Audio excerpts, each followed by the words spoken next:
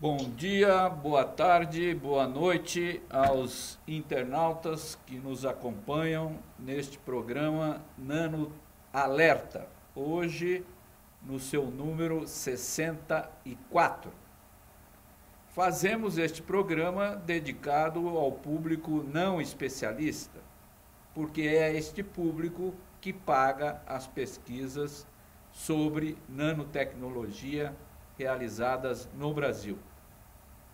Também fazemos este programa porque é aqui que nós podemos discutir os impactos da nanotecnologia na sociedade, no meio ambiente, na economia, no direito, na ética, na saúde e na produção de água, que é hoje o tema de da nossa entrevista. Por fim, fazemos este programa porque é aqui a divulgação científica contribui e colabora para o aprofundamento da democracia e da cidadania no Brasil. Hoje, conforme nós tínhamos anunciado, já estamos conectados diretamente com os Estados Unidos, em Wisconsin, com uma pesquisadora brasileira, Márcia Silva, e o pesquisador sênior da entidade, que vão se apresentar agora e logo mais iniciaremos então a nossa atividade de hoje. Ok, Márcia? Is with you. Thank you. So my name is Marcia Silva. I'm a researcher associated with the University of Wisconsin-MILWAUKEE.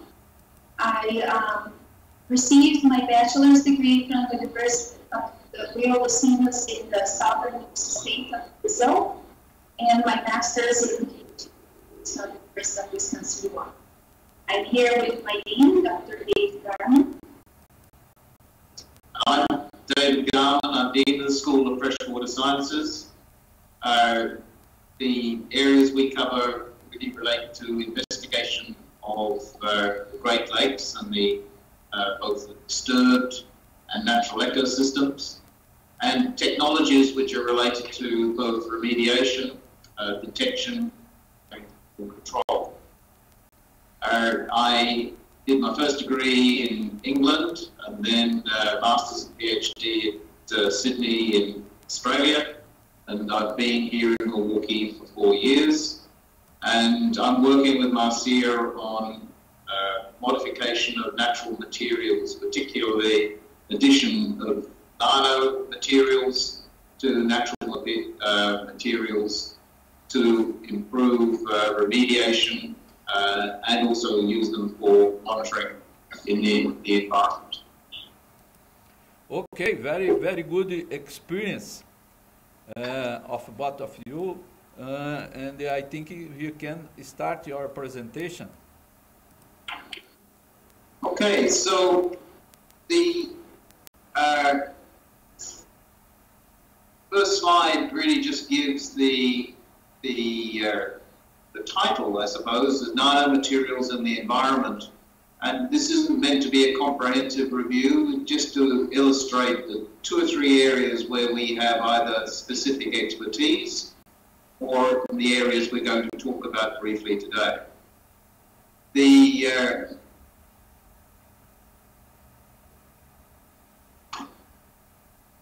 first slide, the second slide,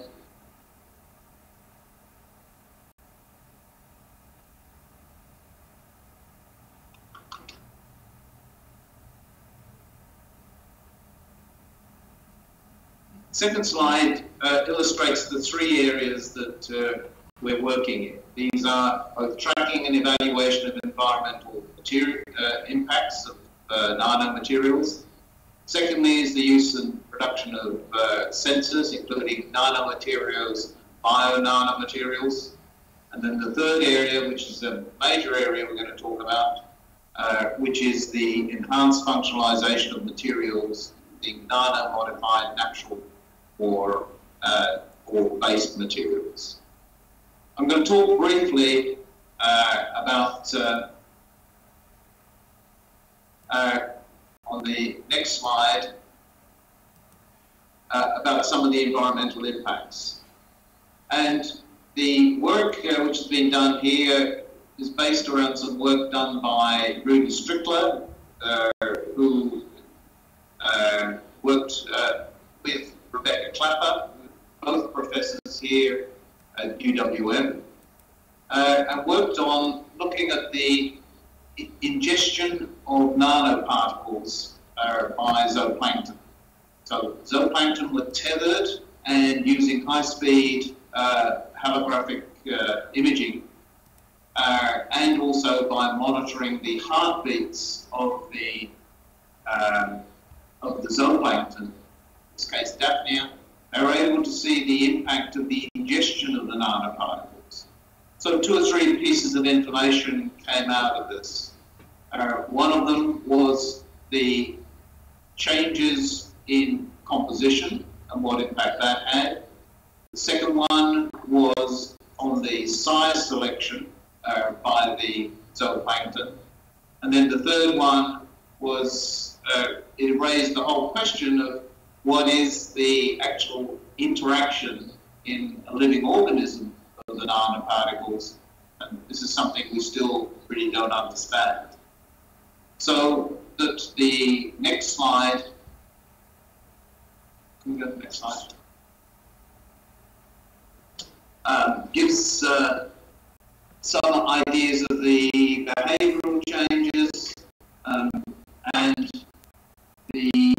both the number of hops and the heartbeats and how that varied.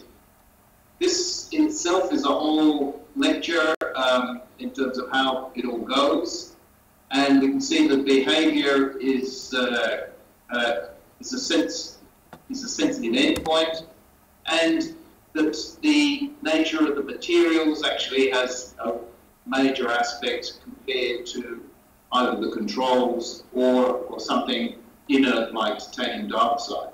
I just caution that something like titanium dioxide, if you go to at the cellular level, is well known to disrupt and break down chemical products. In particular, leads to changes in DNA. The next slide. Okay. Then deals with the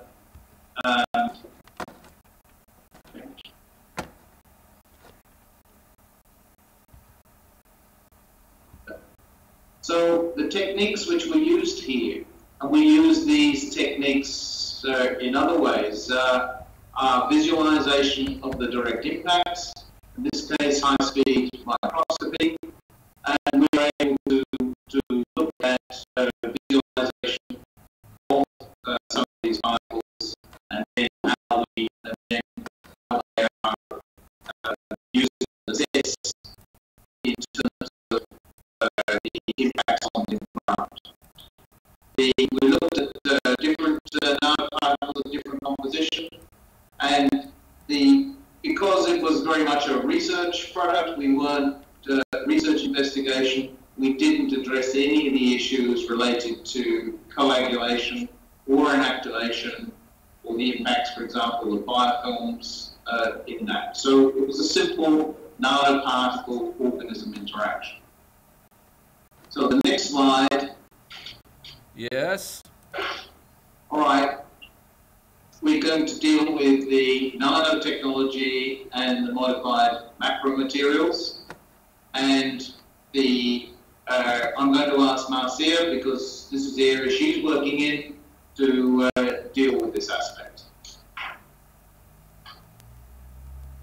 So the potentials for, there's a lot of potential for nano-remediation. And I wanted to cite here some data from US EPA, publication from 2001, where the average pump and treat system operates for about 18 years. And in a study presented by Zhang in 2003, in non-zero iron, was observed a 99% reduction in TCE levels within days of infusion. So what does that mean? That means that non-remediation has the potential for reducing overall costs and bringing up large-scale competitive size. It has the potential for reducing the cleaning up time, and also to limit the need for treatment and disposal of contaminated sites, with potential to reduce it to zero concentration of the pollutants all in situ. Reduce the time that the workers are exposed to the contaminated sites, also reducing environmental disturbances that can be affecting the ecosystem. It does require, however, a proper evaluation of nano-remediation when conducted to prevent any adverse, in order to adverse environmental impacts. Following the next slide, there is an image demonstrating some of the ways that nano-remediation can be applied, and that can be through permeable reactive barrier, or it can be done through installation of small wells. And that means that there's no need for soil being transported, just like in other ways of pumping and treating the groundwater. So the nanomaterials have highly desired properties for in situ applications, and I have discussed some of these properties in a previous presentation. And however, although they have these properties, there is definitely room for improvement of these properties. And according to publication in 2006, and also cited in the 2009 publication, these particles, they do not move very far from their invention. So this also then becomes, you're dealing with groundwaters, but you're also got the potential, can we use these for surface waters, but is this an issue either because they do migrate or don't? We have some examples in the next slide of some of the manufactured nanoparticles and some of the pollutants that they can be used for remediation. So it's a variety of examples. We have some zeolites, we have a carbon from PRO2, element nanoparticles, ultraviolet ions, which we'll be talking shortly in details. So the novel material, the use of these nanoparticles attached to carrier materials, ideally functional interactions that are to installed. Traditional manufacture of materials, however, is focused on small-scale production, so efficiency is a low priority, and the stability and in situ effectiveness are the most important attributes. So, as mentioned in previous slides, we have some of the non-remediation materials are the nanoscale zeolites, metal oxides, carbon nanotubes, enzymes. Some of them liquids can be used for remediation of oil spills or element nanoparticles. Inside the ethanol is the nanoscale zero element.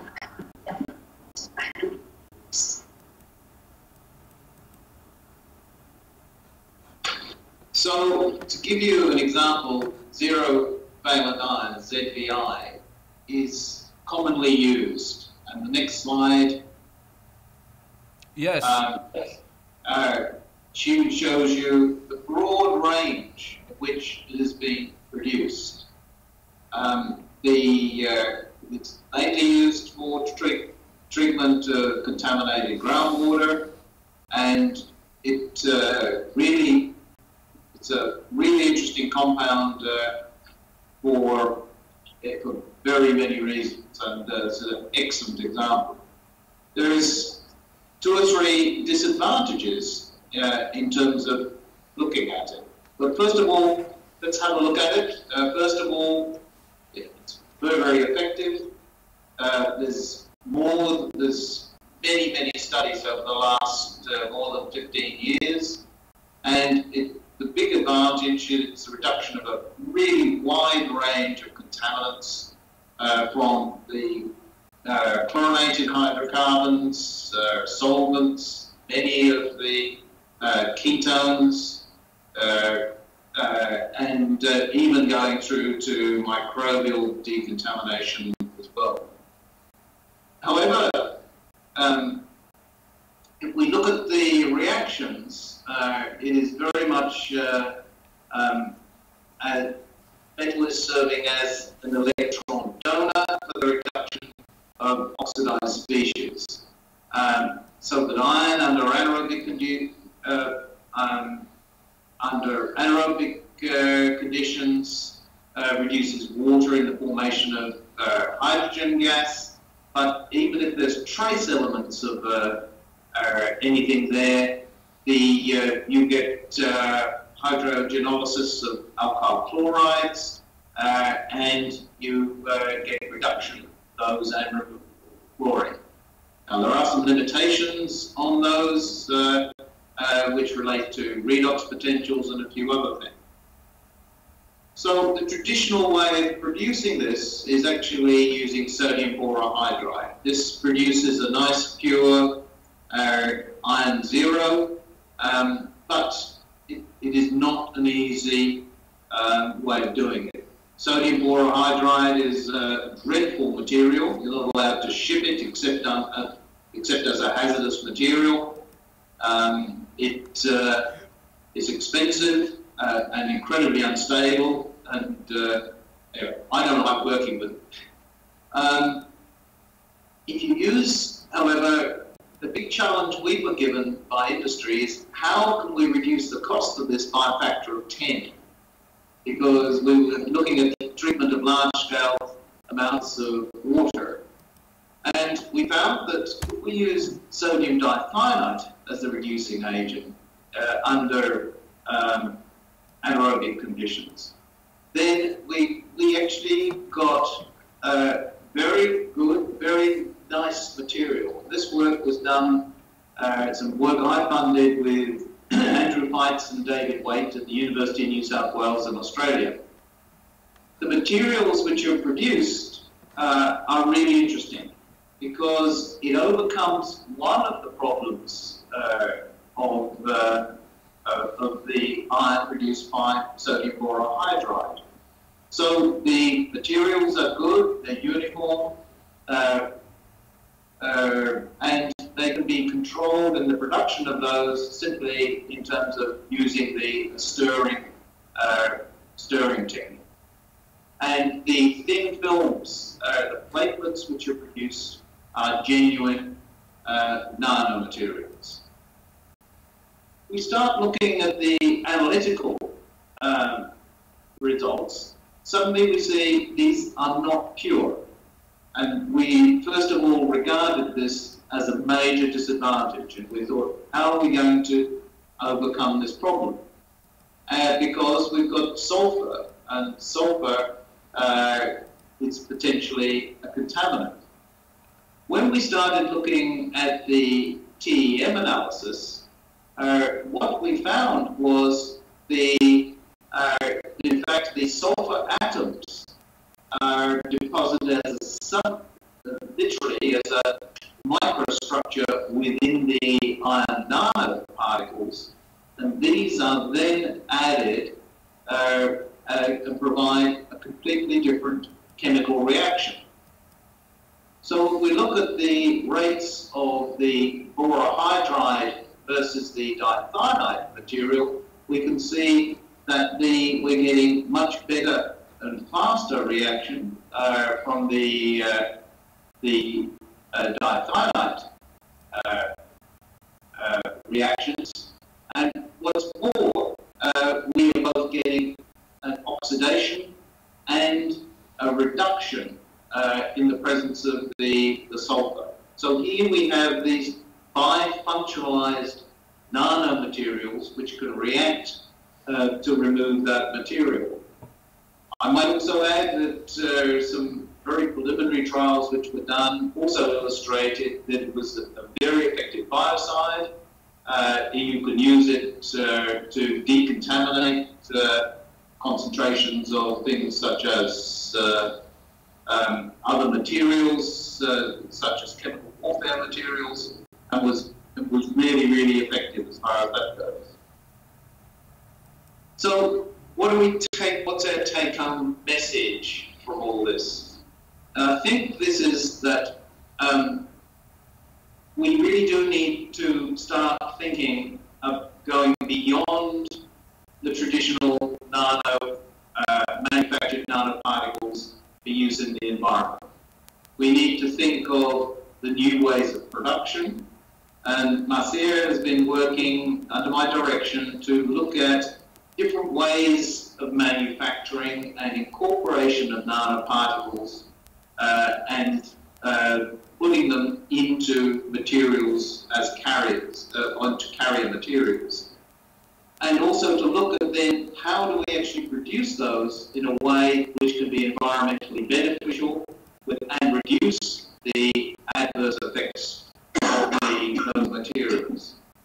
We also still need to know evaluate the effects of the nanoparticles on ecosystems. There's a lot of material at the cellular level. There is very little material on whole organisms. And increasingly, there's more work being done. The fate of the nano materials in natural ecosystems is pretty poorly understood. If we could overcome both those, I believe there's huge potential for engineering applications, for nanotechnology, for in situ remediation. And this, I don't mean just groundwater. Groundwater is relatively safe in some ways. The engineering aspects of that are really quite large. The costs are high, and the use of the semi-permeable barriers provides a number of different both advantages and disadvantages. However, it doesn't really treat the issue, which is that sometimes you have mixed media, such as lenses of pink material or organics, which absorb and then desorb some of your target materials, and then you're limited by the equilibrium constant of those chemicals in the water. We would also like to see this being used for the equivalent of this, which is for sediments cleanup, for treatment of trace contaminants in water bodies, and perhaps using them in a contained fashion, such as tea bags, I like to put it as, and for removal of any sort of targeted compound, and being able to move forward in those, to use those, and which I hope would also, to some extent, give you an advanced biomimicry by using the engineered nanoparticles in a controlled fashion. And I think that is, you want to talk about our poster there, Marcia? So we have shared this poster in our previous presentation as well. This is this work we have titled the initial disclosure, so that's the reason we don't present details of the technology yet. So just in general words, we work with porous materials, functionalizing their surfaces with nanoparticles or biotechnology, and targeting a single compound or a broad range of compounds. This technology has potential to be applied in a variety of applications like a drinking water system, wastewater treatment system, stormwater management, in situ systems. So this is an ongoing research. So with that, we are open for questions. Okay, I have some questions, and maybe you can contribute with our crisis here in São Paulo and the city that is around São Paulo, we have here in total 25 million people, and we doesn't have water sufficient for our people now. We are in a very big crisis of water because he doesn't have so much rain in the last 2 years. So now many people doesn't have water in the house. And my first question is about, because we have two big rivers in São Paulo. One is, the name is Tietê, and the other is Pinheiros. But these rivers doesn't have more oxygen.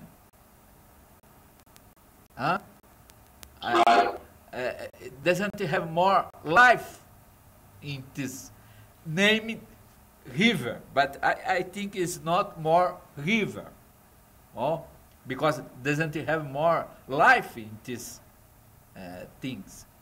And my first question is possible to recuperate with nanotechnology in these situations? Well, the answer in theory is yes.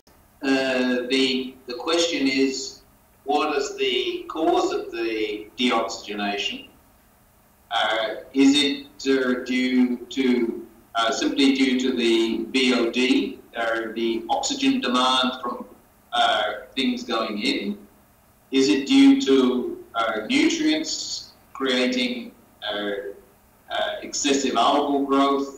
Or is it due to excessive bacterial demand from the sediments as a result of all the previous things as well?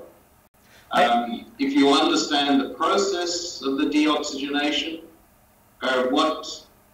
some work that I did in China has shown very quickly that you can very effectively, by selective use of this type of material, reoxygenate and clean up those types of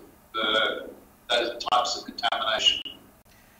Yeah, I think I am not experienced. I don't have experience, and I'm not a professional of this area, hydrology, etc.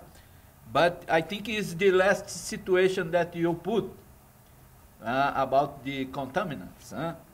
And the government told for us for many years that we are doing things to eliminate the pollution in this river. But the situation is this: he doesn't have oxygen, he doesn't have life in this river. So if nanotechnology can contribute, I would like to see if you have some tests about this. I would like to, if it's possible, you send me by email. I will read it. And another question related with this is the cost. What could be the costs to recuperate this river with this nano process? Okay, well, let me say, I can't give you a definitive answer on anything, but let me say a couple of things. One option, usually the historical pollution and contaminants usually take, if you're going to use natural interventions, you're really talking about somewhere between 10 and 40 years for a river to re-establish itself if you can stop or greatly reduce the inputs of the contaminants. It's a long time. So you've got to have an intervention of some form. The types of intervention can vary greatly. You can, in some cases, use floating plants, which is still very slow. It could probably halve the rates of the time to remediate. You can also use a different form of nanotechnology, which is in the form of nanobubbles, which is expensive because of the energy aspects of it, but is very effective in both aeration and because you get reactive oxygen species and removing some of the organic contaminants as well. You've got phosphorus and nitrogen as contaminants. You have a different type of process you need to look at. And one of the theories which, or hypotheses I've used is that quite often if you start reducing, introduce some aspect of a limiting factor in terms of adverse bacterial growth, for example, or getting the right sort of algal growth, you can start speeding up the reoxygenation and also the types of in situ remediation which take place. So that the nanomaterials, for example, that we have been producing will remove both phosphorus and nitrogen. We're targeting them for large organics. And there's some other work which is going here, which is using UV light for removal of more complex organics.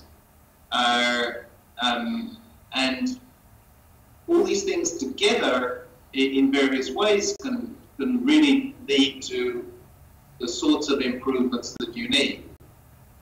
Now, the question is, can we scale up, and what is the cost of doing this? It depends on how bad the problem is in terms of cost. Simply giving you, say, a cost per ton of material doesn't tell you what rate of application or how long that remediation is needed to actually take place.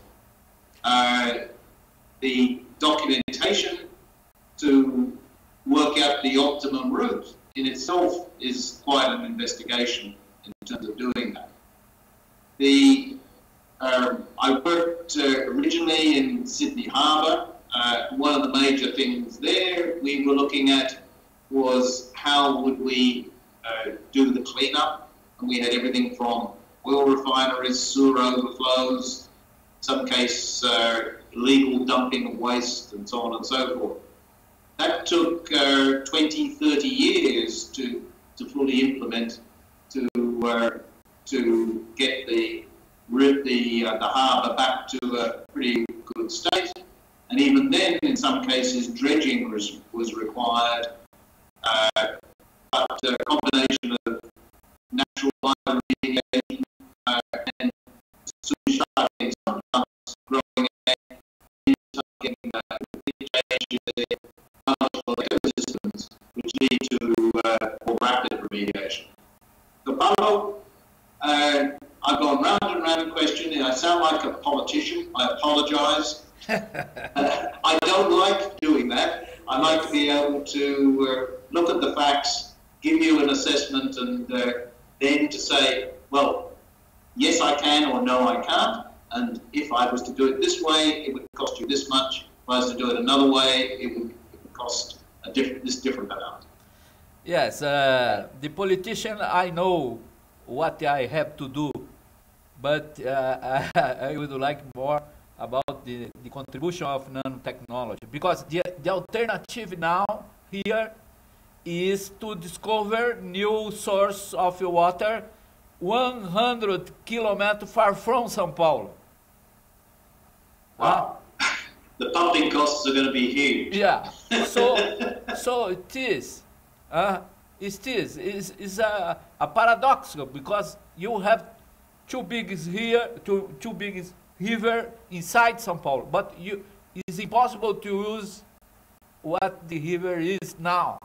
So he can discover new source of water 100 kilometers of São Paulo. So it's, I think you have the situation now is an example how you have not to do in the future, because is one bad situation. But in nanotechnology, this area of how we use the knowledge of from nanotechnology to have new sources, or to put more water in the houses of the people who live here, I think is very new here in Brazil. And what our network make the research where the public money is putting the public money to discover new knowledge in nanotechnology is not in this area of water. Clean water is more about to discover new knowledge for new process in new products with nanotechnology, not for clean water. This is the Brazilian case. I don't know what is the American case. Your institution have public money to develop the research or not? Well, let me say a couple of things. The short-term solution, depending on the geology, could be something like an intervention of bankside filtration linked with nanotechnology to remove the worst contaminants. If that then goes, if that filtered and treated water then goes into either a standard water treatment plant, which is quite possible, or if it requires additional ozonolysis or UV ozone, the water could be very suitable and completely safe for drinking water. That obviously isn't going to solve the problem of the contamination in the river, which requires a different strategy. The alternative of bringing in the pipeline has got all sorts of policy and other issues as well. It means, first of all, the rivers are never going to get cleaned up because you're avoiding the issue. And secondly, it probably won't solve the other issues which relate to water supply, water management, and so on and so forth. So I think the combination of putting in some form of intervention, treatment, followed by a gradual cleanup of the river itself would lead to a long-term improvement in water quality and access to the water for its part of the water supply system. So that would be my first reaction. And that can be done, compared to a 100-kilometer pipeline, quite quickly and cheaply, and really could lead to a really fairly rapid intervention in terms of both design, implementation, and that would be a matter of probably a couple of weeks or a couple of months anyway, 6 months, or rather than something of the order of a couple of years if you're going to go for the large pipeline system. How big is your crisis, I ask? Yes, the new promise of the governor is this: 6 months he will solve this problem because he will have the water from 100 kilometers by pipeline, etc., etc. But in the past, the promise don't solve our problem of the water here in these last 2 years of crisis.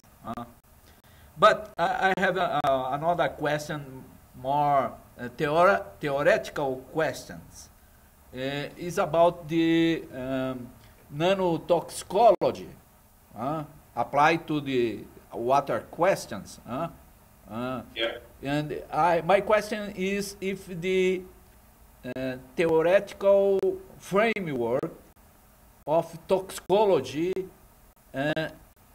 could be applied for the nanotoxicology.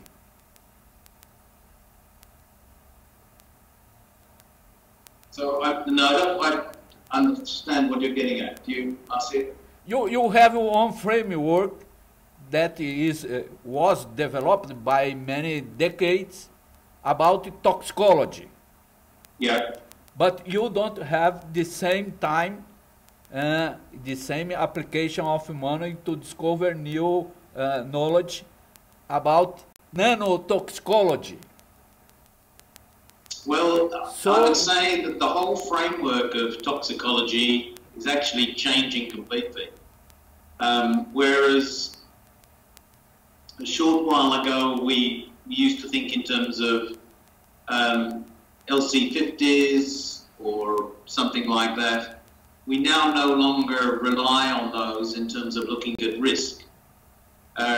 We have been doing some work which is done by both Rebecca and Michael Carver.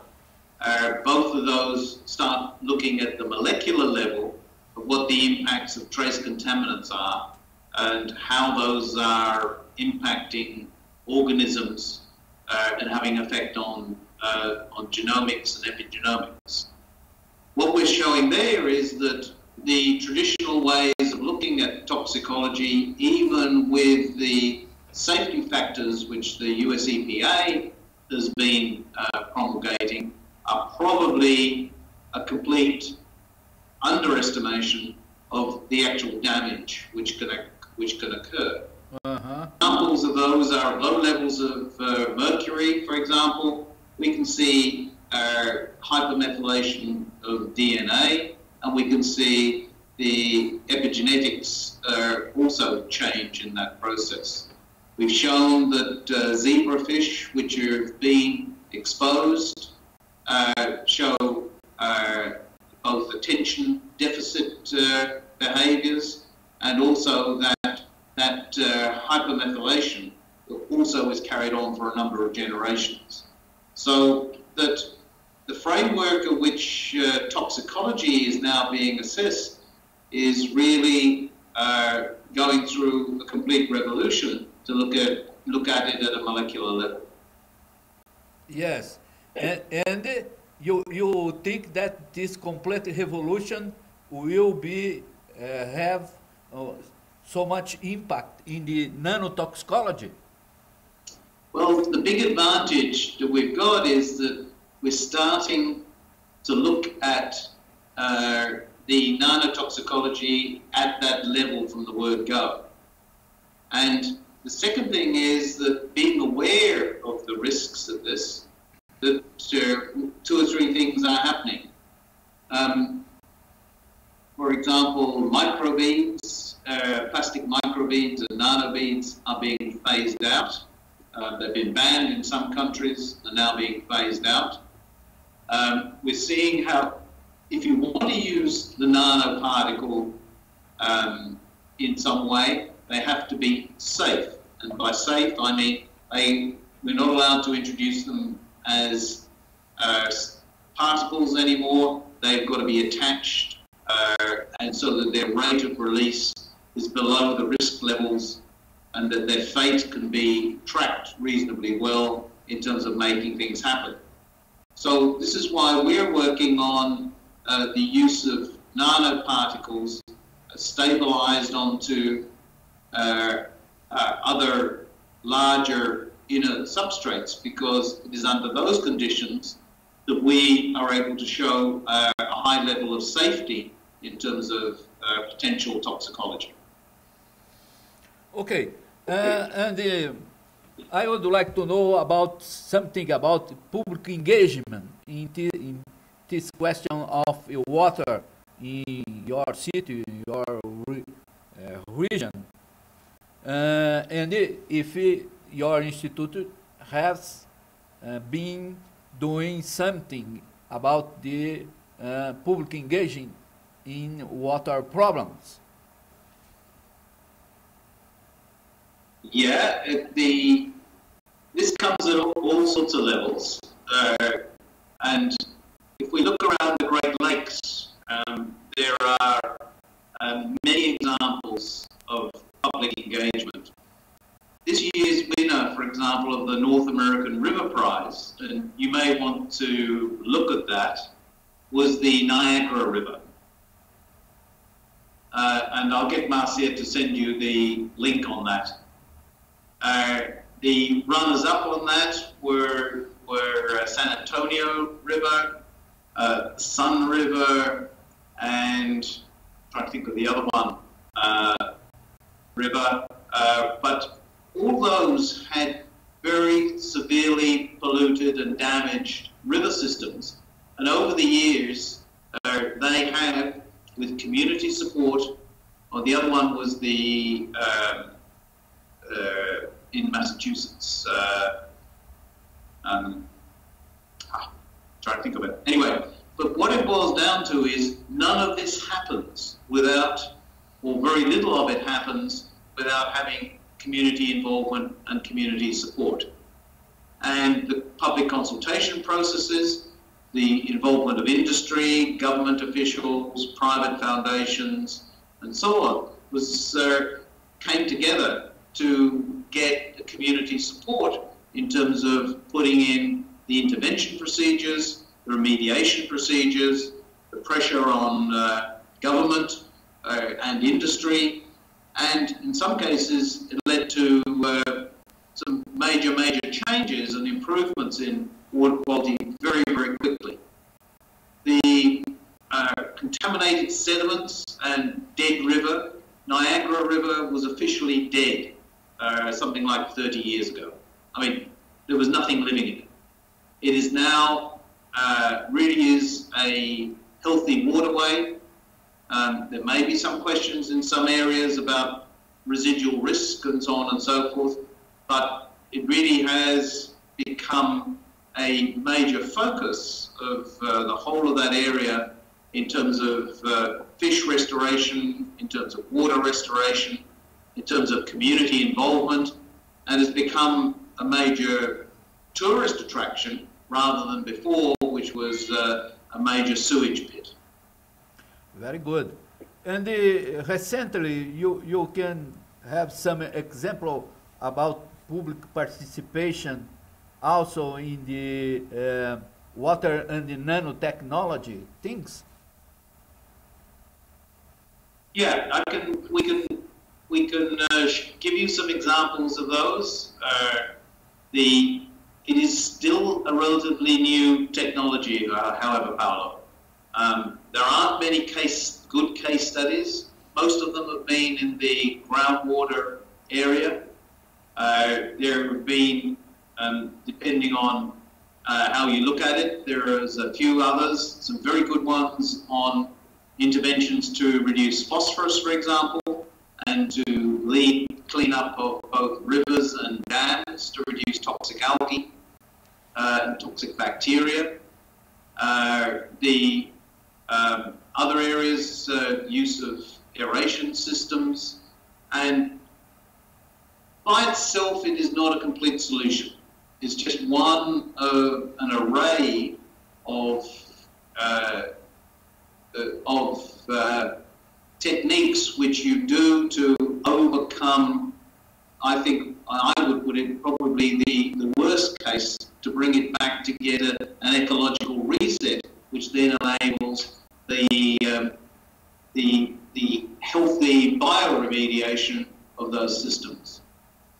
I was talking to the Minister for the Environment in China, who said, we believe in natural bioremediation, because that's the Chinese way of doing things. And I said to him, Minister, if you had severe pneumonia, I think you would use an antibiotic to overcome it and then repair yourself using natural methods. And he said, I agree. If the case is bad enough, you actually have to intervene. Yes, it's very interesting, because here the people that is deciding about nanotechnology has the comprehension that outside of nanotechnology there is no solution. So our solution is inside of the nanotechnology. Yeah. The people will argue that the solution is either A or B, and the answer is it is neither A or B. It's a combination of the complete alphabet.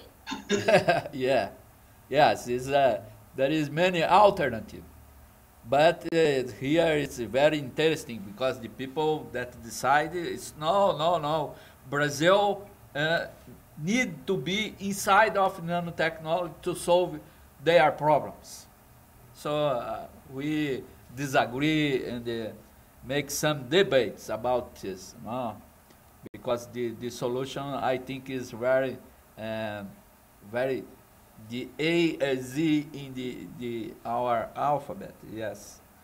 So I have to thank you for Marcia to put in contact with this senior research about these things, that have a very good experience, and I hope he can continue to be our contribution, and I think I will propose another kind of contribution from Marcia in the she can analyze if it will be possible or not.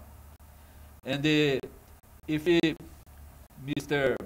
Dean came to Brazil in some occasion, I hope he can meet you personally here in São Paulo to be another chair. I think you will be so good. Okay, thank you. And I have visited Brazil. I was there for the one of the major water conferences that was held in Rio. And my experience of Sao Paulo was not a good one. I lost my luggage. They delayed the plane. Yeah. And it's a very crowded airport. Yeah, it's the experience in general in São Paulo is not so good, because it's a very big city, polluted city, with the problem of public transportation. So it's if you have to have the good experience, you have to contact some people from São Paulo. Together, I think you have some good experience. But this meeting in Rio de Janeiro will be this year or next year? No, it happened already. When was that? So that was 4 years ago. 2 years ago. Oh. It's yes, because I think if you came in this year or next year, will be good. He can see you here in São Paulo, but maybe you discover another opportunity in the meetings to be in São Paulo. Okay, well, I would welcome that, and I'm really interested in getting new technology and see how we can accelerate cleanup of rivers, water supplies, and all those sorts of things. So anything I can do to help, and I'll see whatever I can do. Okay. Thank you so much. Thank you so much, Marcia. We appreciated this opportunity. Okay. I will send a new email for you. Okay? Sounds good. Thank you so much. Have a good day. Bye. Thank you. Bye-bye.